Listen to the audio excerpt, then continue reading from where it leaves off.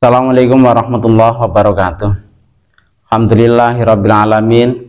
Wassalatu wassalamu ala asrofil anbiya wal mursalin sayyidina wa maulana Muhammadin wa ala alihi wa sahbihi ajma'in, amma ba'du.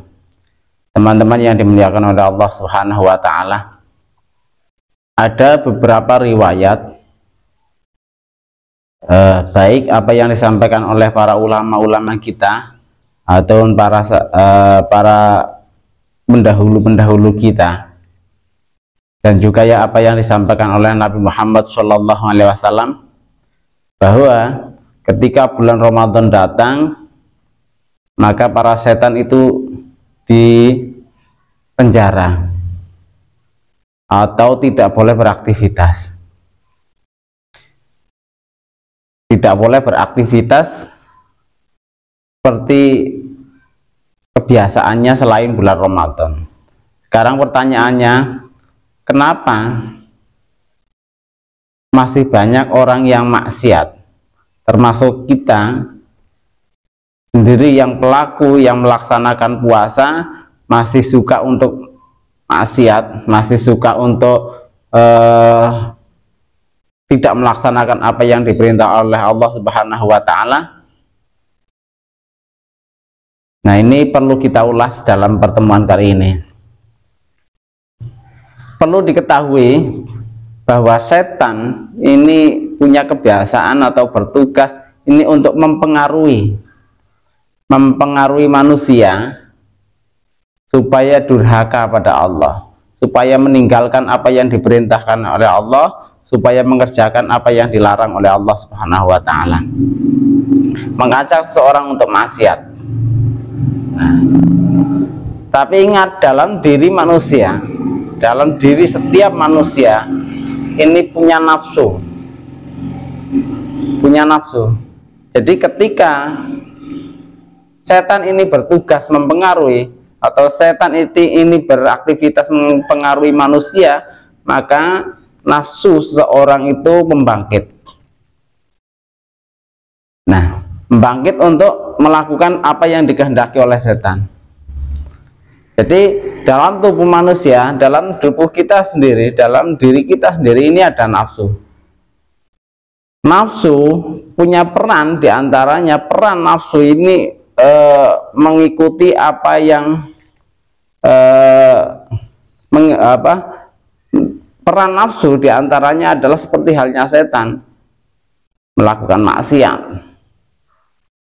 terus melakukan apa yang dilarang oleh Allah, meninggalkan apa yang diperintah oleh Allah Subhanahu wa taala.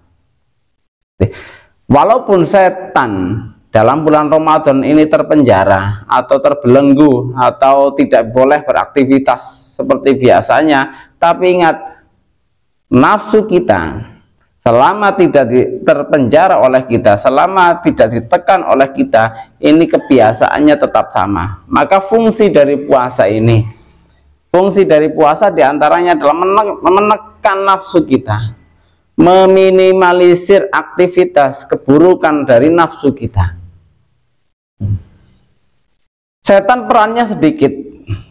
Ketika nafsu seorang sudah terbiasa dengan hal-hal yang negatif, sudah terbiasa dengan maksiat, mengajak maksiat seorang, maka setan itu tidak punya peran, atau perannya sangat sedikit, hanya sebagai pemicu. Berbeda ketika seorang sudah terbiasa menekan nafsu, maka setan ini perannya, aktivitasnya ini terus, perannya sangat besar. Karena apa? Tujuan setan, tujuan nafsu ini sama. Nah, jadi teman-teman yang dimuliakan oleh Allah Subhanahu wa taala, walaupun sekali lagi, walaupun setan dalam bulan Ramadan ini terpenjara, terbelenggu, tidak boleh beraktivitas seperti biasanya, ingat, nafsu masih bekerja.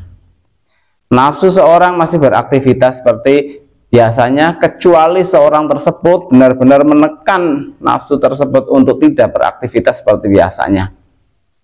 Nah, meminimalisir kemaksiatan, ajakan nafsu itu pada kemaksiatan. Maka puasa ini, puasa ini, kenapa dididik seorang untuk berpuasa dalam setahun ini 1 bulan? Karena dalam rangka menekan angka kemaksiatan, menekan aktivitas maksiat kita. Jadi disinilah bulan Ramadan kita diuji. Apakah jadi ketika seorang itu ingin tahu bahwa ini ajakan setan atau ajakan nafsu di bulan Ramadan, karena jelas di bulan Ramadan setan itu tidak boleh beraktivitas. Diajakan atau seorang melakukan maksiat kebiasaan sebulan Ramadan ini karena dipengaruhi nafsu atau setan, ini kebiasaan tersebut bisa dibuktikan di bulan Ramadan.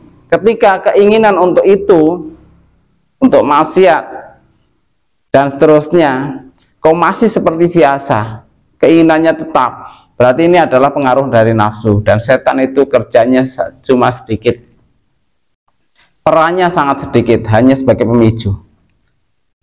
Tapi ketika nafsu, nah ini diuji bahwa seorang melakukan maksiat ini karena benar-benar karena pengaruh nafsu atau setan, ini bisa dibuktikan di bulan Ramadan.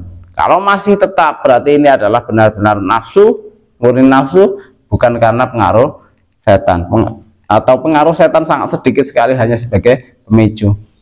Sedikit, mudah-mudahan bermanfaat, dan kita berdoa mudah-mudahan amal ibadah kita, puasa kita diterima oleh Allah Subhanahu wa Ta'ala. Assalamualaikum warahmatullahi wabarakatuh.